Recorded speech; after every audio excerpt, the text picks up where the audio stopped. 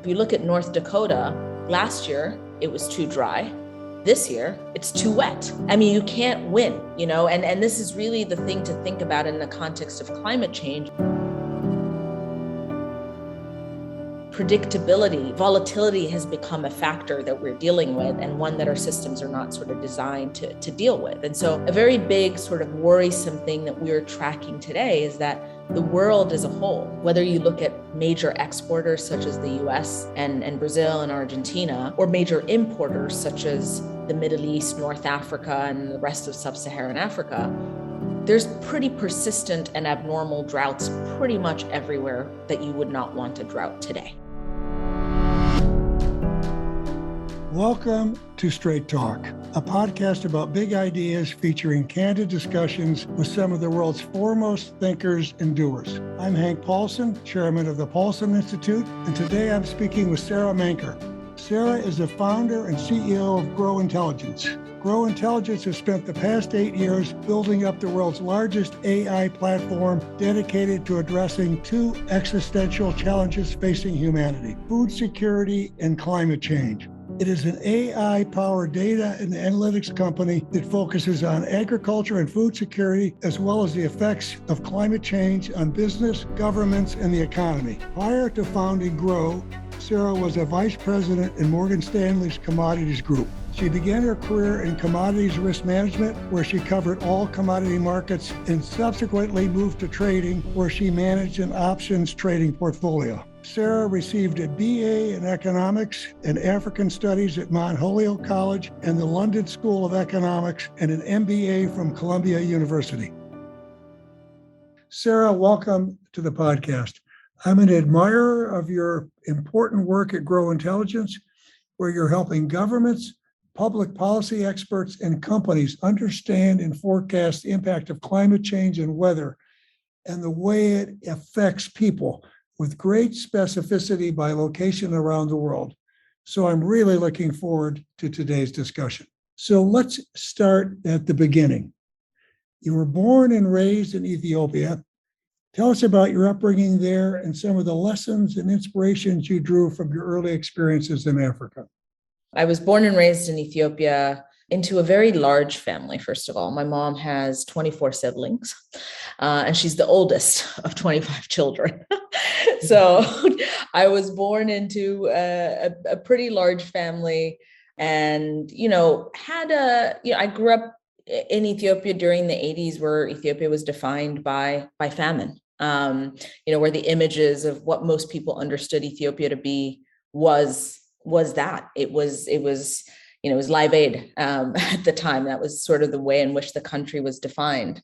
And so, of course, I grew up with a deep understanding of, and at least connection to understanding like issues of food security, et cetera. And so I think that awareness obviously influenced sort of the way I've built my career since. But, born and raised there, and large family, pretty strong family, and ended up getting a scholarship to come to the US, which is how I ended up in college in the US. So you first came to the US when you had a scholarship at Holyoke? Exactly. Yeah. So I came to Mount Holyoke. Yeah, so that had to have been quite a change, right? And were you the first member of your family to come to the US? So funny enough, not, but for very different sort of circumstances. So my grandfather, my father's father, was a journalist, and he was also the assistant to the emperor of Ethiopia at the time, Emperor Haile Selassie, and he orchestrated the plot to kill Graziani. And so anyway, my grandfather had been sent by the emperor to Ohio, to a very tiny university in Ohio, where he didn't do quite well, but he actually was one of the first 4 Africans to come to the US, and came back, and then obviously, was executed by Mussolini, but it was sort of a full circle, because my father didn't go to college and my mother didn't go to college. So I sort of restarted that cycle from that end. And you did, and so you had 4 years at Holyoke, and then you spent your early career at Morgan Stanley. What drew you to finance,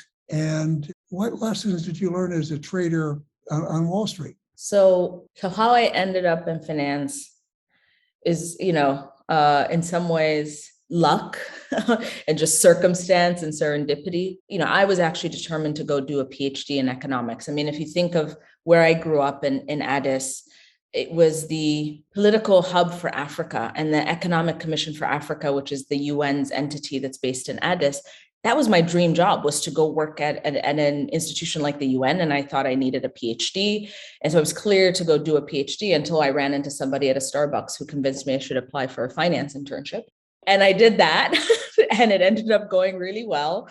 And I also realized that, I could stay in the US, frankly speaking, and sort of make a living. I wasn't being supported by my family. So it sort of, I fell into it versus dreamt it. But it ended up, being a lot of fun.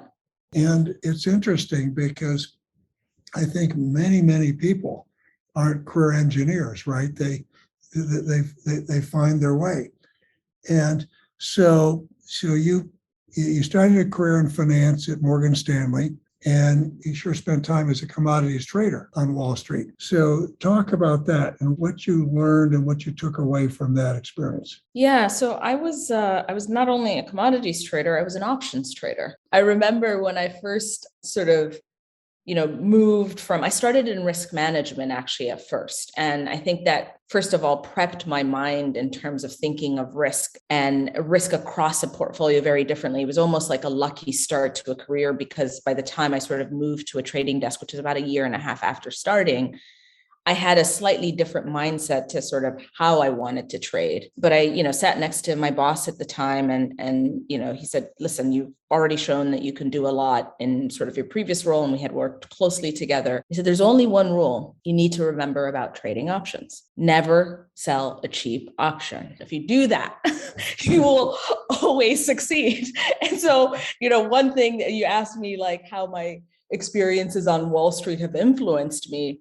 If you give me a set of any documents today, I always look for the cheap option that somebody's trying to get me to sell, because that's the thing that always comes to get you, down the line.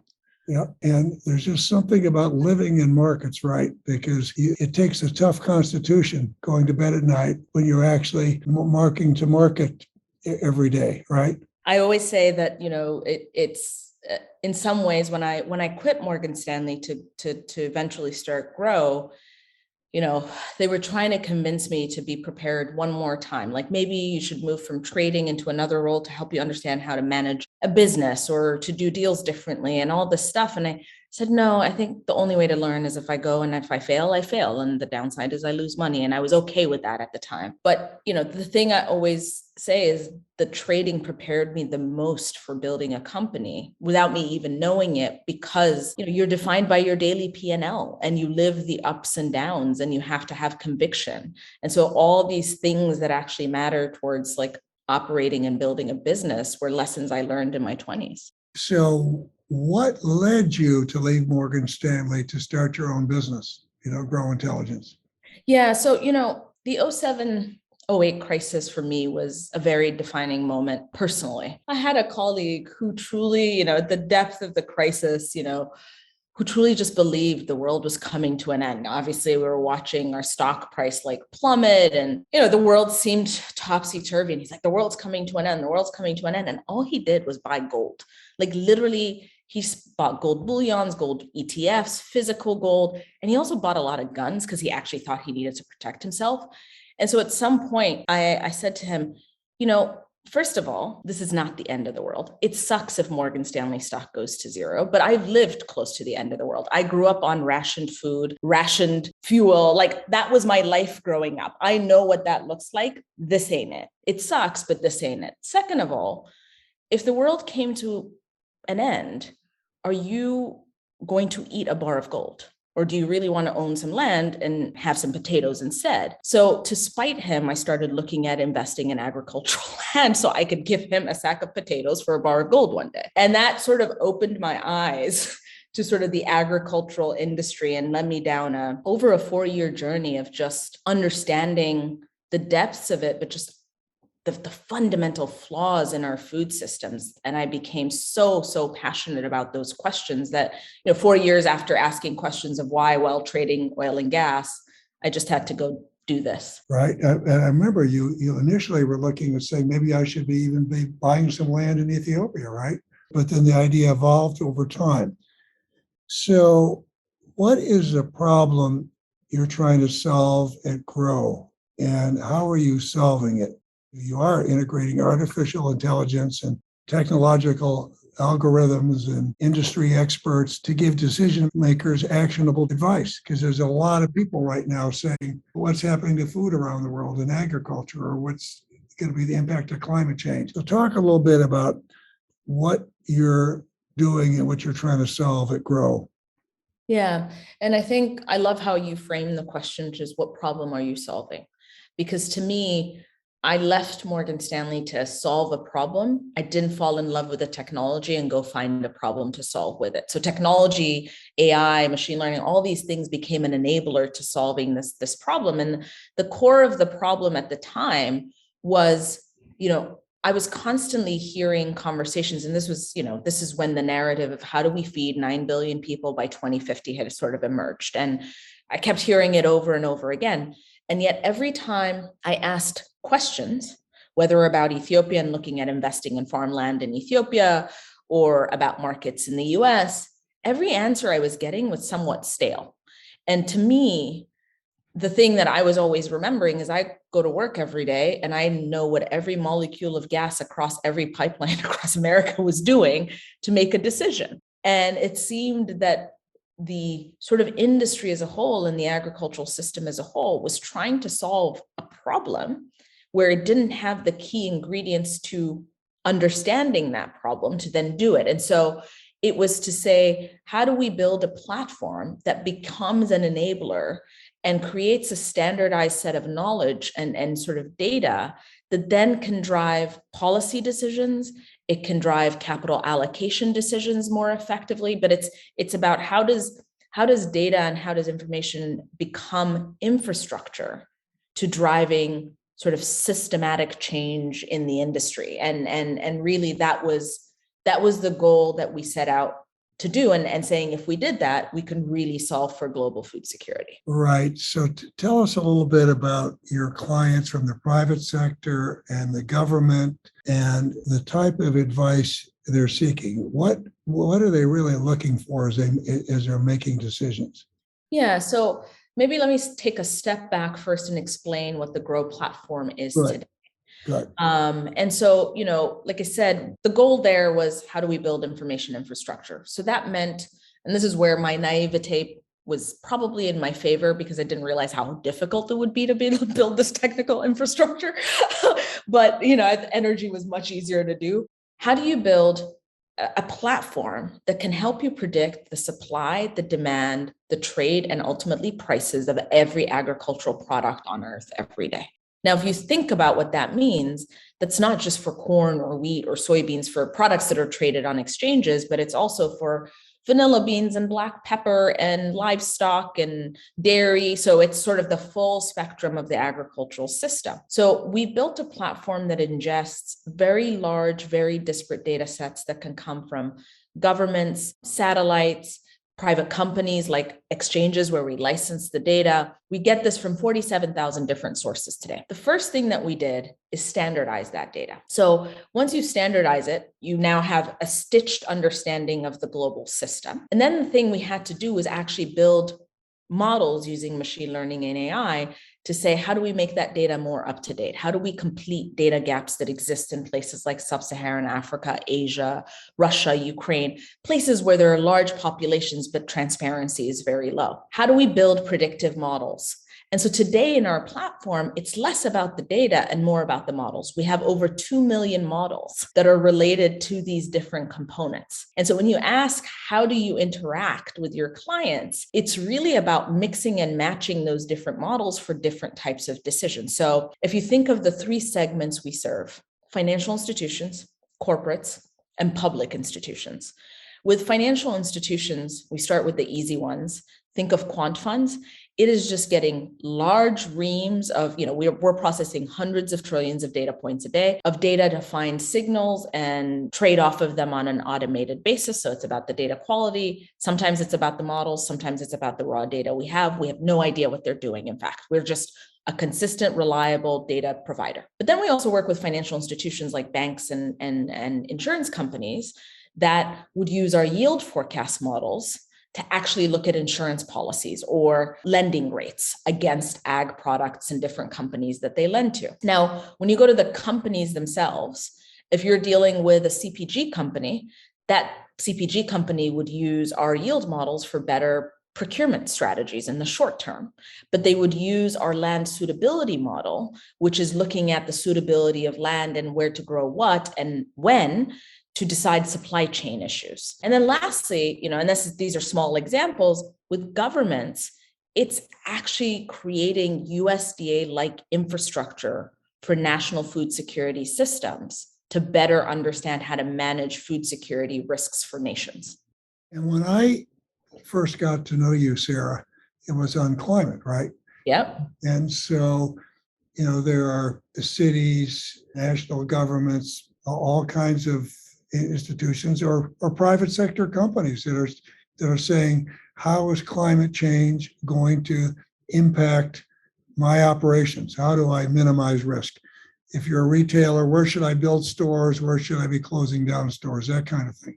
Talk a little bit about how this has moved into a focus on climate change also, because you're looking at weather.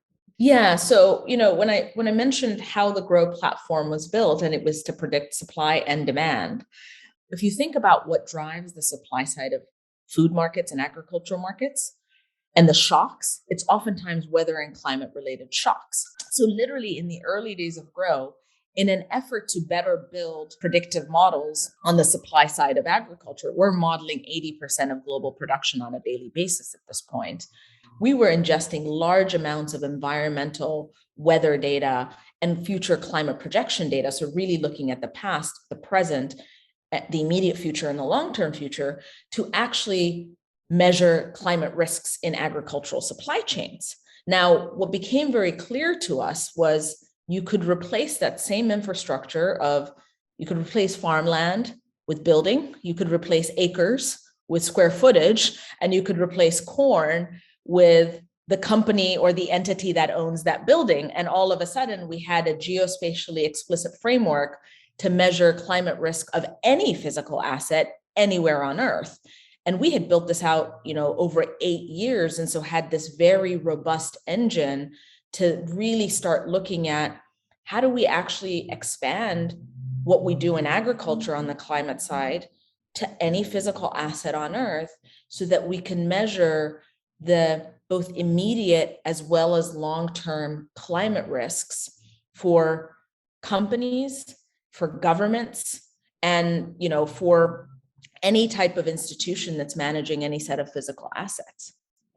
So given all the disclosures that are going to be coming right now, as the FCC is increasingly going to be requiring companies to disclose their risk from climate, just like any other major economic risk, right? And so there's a whole lot of questions that people are going to be asking. So that's got to be a rapidly growing part of your business. Yeah, it's a rapidly growing part of our business. And I think we've been very lucky as a company that when these conversations were starting, already had a platform built. We were not catching up to the dialogue. It was not like, oh, climate became a cool thing to do, and so therefore we were doing it. I always say, like, food security was not a cool thing to work on. Now it's the only thing people can talk about, right?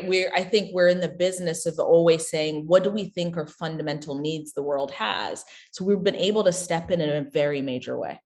So let me ask you, in terms of longer term, like one thing, for instance, if someone was looking to buy a ski cabin in some part of the world and wanted to know where would be the best place to build it over, for the next 40 years, looking at a longer term, how good do you feel about the climate data you use, given how wrong some of the UN forecasts, these big consensus estimates, they've in some ways underestimated, the speed with which this is moving. Talk a little bit about how your model works there. Yeah, it's a really, really good question and an important one because if you think of the IPCC, first of all, it's not a single institution. Hundreds of labs contribute data into what becomes the IPCC report. The IPCC is a UN data, which is climate scientists from all over the world, right? Yeah, but there are about 100 labs that contribute the data, their projections into the IPCC.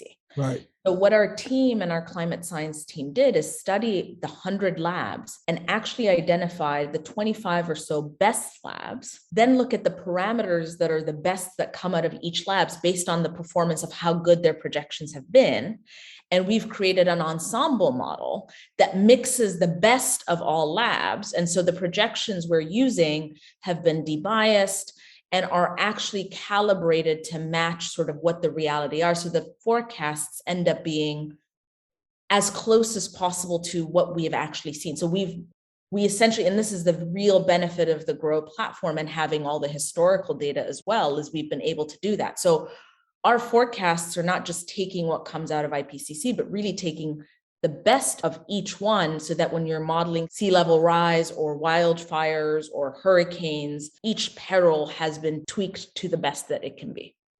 Wow. So now I want to switch to talk about not that climate change isn't the huge issue of the day, but talk about the real tragedy of today we're all talking about, which is food security. And you've been a prescient voice when it comes to the challenges of global food security. You haven't just got into this recently, as we've talked about. And in 2017, you gave a TED talk where you warned that a global food crisis was less than a decade away. And you saw that coming. Now it looks like this crisis has arrived big time. So talk about the state of the global food system. And there's a whole lot of questions built into this we can talk about.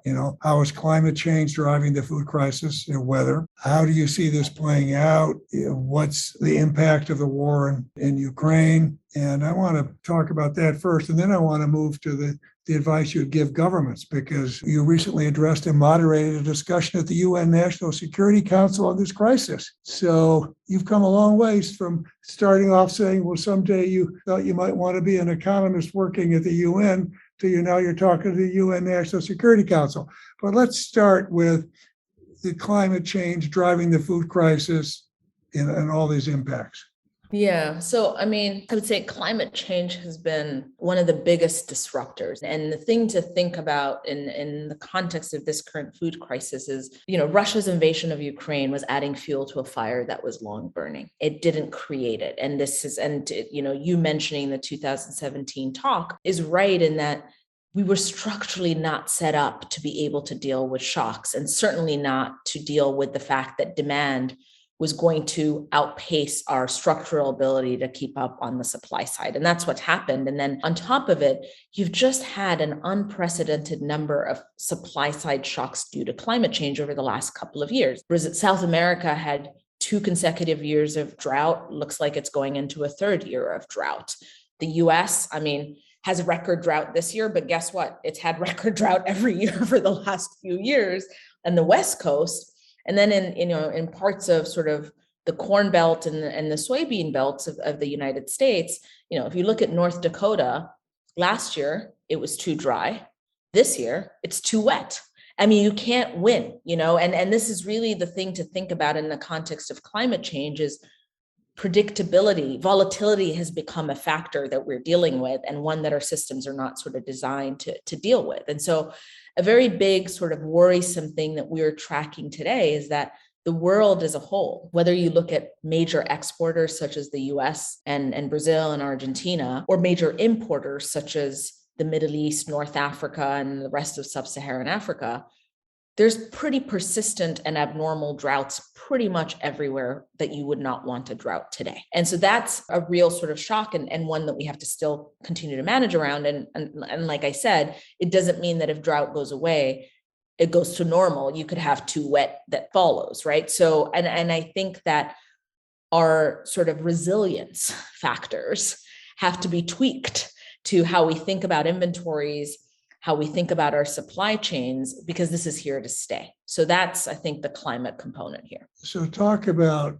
what we're seeing in East Africa, India, the climate factors, and then let's talk a little bit about Ukraine and then get to what you think government should be doing.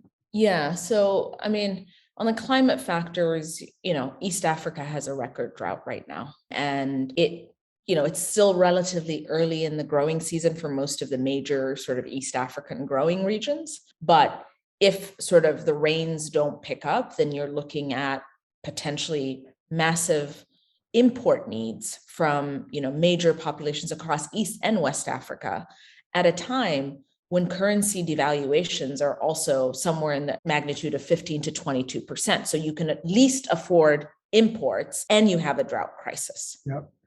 Egypt, their currency hit hard, people already in the streets there, right? Then India gets hit, right? Hard. Yeah. And India is a really sort of interesting climate story because, India, because of its green revolution, has for a long time been somewhat self-sufficient in its food supply. And depending on the monsoon years, it swings around. And so some years it can become a net importer. And on those years, it's a net importer. It's sort of a travesty for the rest of the world. In a year like this, India has sort of buckled down and essentially said, banning wheat exports because we need it for sort of local supply.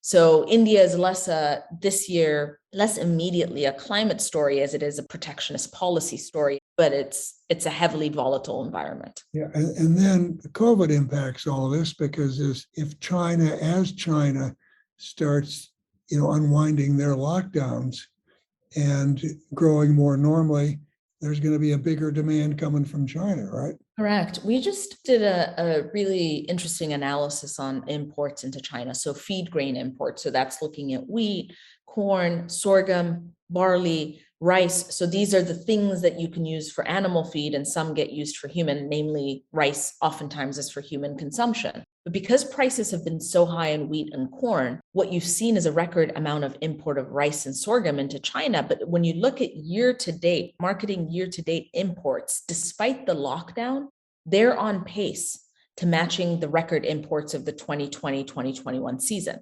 Now, if you think about what the 2020-2021 season was in China, China had already imported 143% more grain from the year prior because it was a record year. And we're already on pace to match that with a lockdown China. That's, to me, a major swing factor. A huge swing factor.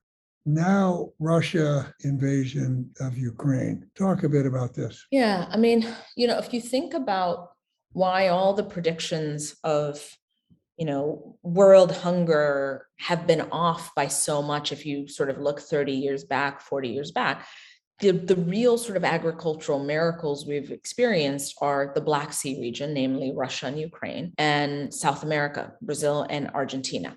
Those are essentially the regions that have stepped up to keep the world fed and sort of keep essentially supply and demand in balance. Now, you've essentially removed about 30% of world exports of wheat from the market at a time when going into this war, the inventory balances were already very strained and low. There were also major sunflower oil exporters. So over 65% of the world's sunflower oil came from Ukraine. That got removed. So that impacted vegetable oil markets. And then you have fertilizer, which is a key input into sort of producing agriculture that we need and agricultural products that we need this year and years after that has also been disrupted. And replacing that overnight is near impossible. Frankly, replacing where it was, even if the war stopped tomorrow, is impossible because of just the infrastructural damage that has occurred. And I heard some estimates that when you're looking at fertilizer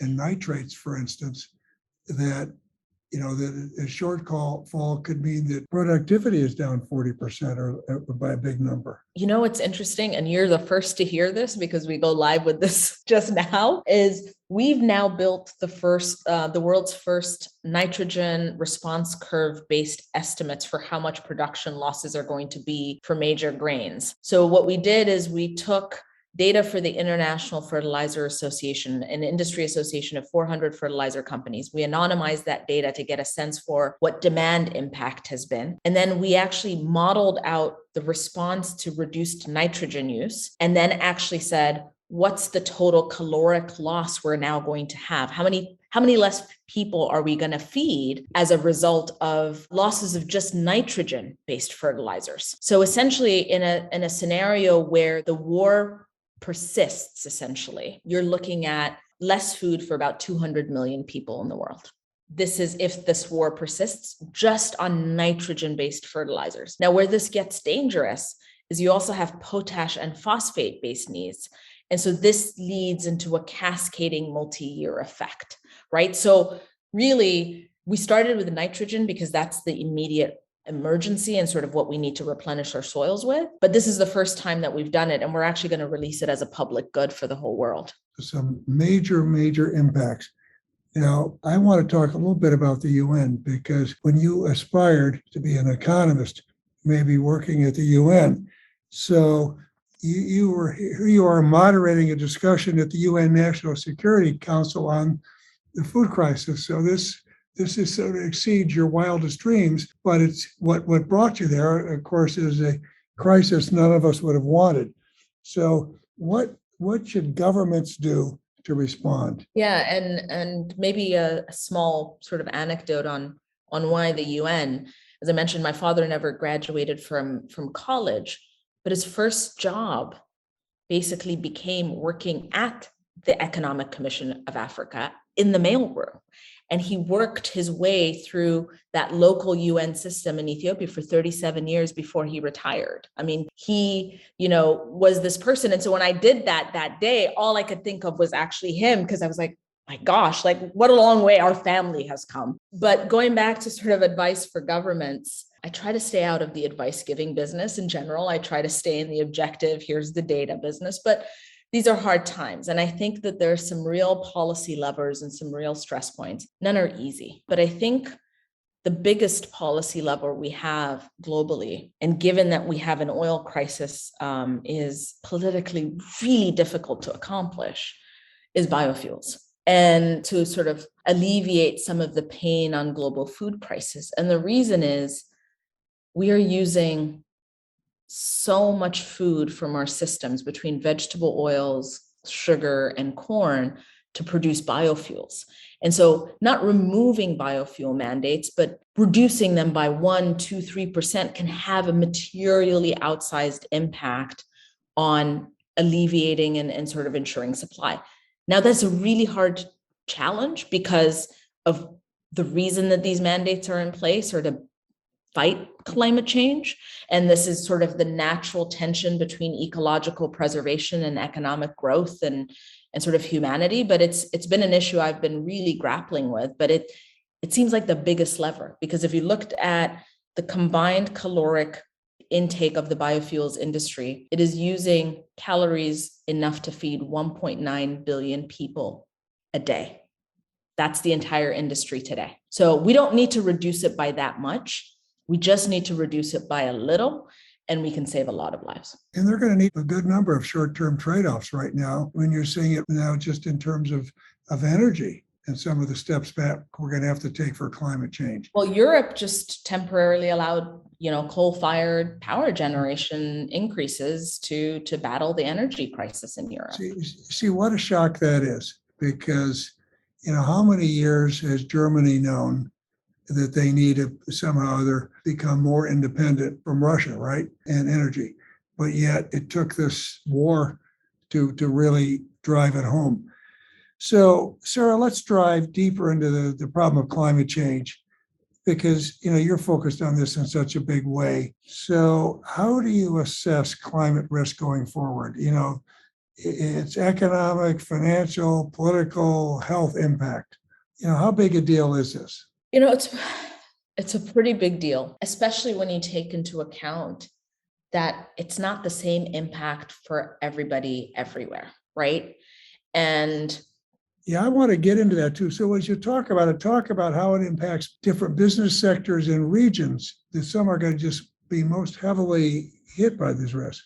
yeah, I mean, we've built multiple sort of climate risk navigators. It's these small applications we've built that we've loaded location-based data, demographic-based data sets to look at the effects of climate change on companies, to look at the effects of climate change on economies, etc. And what always shocks me is the spatial distribution of outcomes of where the most affected regions, for some reason, tend to also right now, or the regions that are going to be most affected are the most populated regions in those countries. So if you look at a country like China, the densely populated areas of Shanghai and Beijing and sort of economic centers are also the ones that are going to experience the highest temperature increases. And so you have, the East versus West in a single country, and the spatial distribution of outcomes is great. But when you population adjust outcomes, what you end up with, and then you look at this on a global level, is you essentially look at outcomes disproportionately affecting areas that are already very densely populated, which includes parts of sub-Saharan Africa where poverty rates are already very high. The other way to look at it is to look at it from a socioeconomic lens. So we recently did a study on the impact that heat waves are going to have on New York City, where I am right now. And not just this summer, but into the future. And we're just about to release it.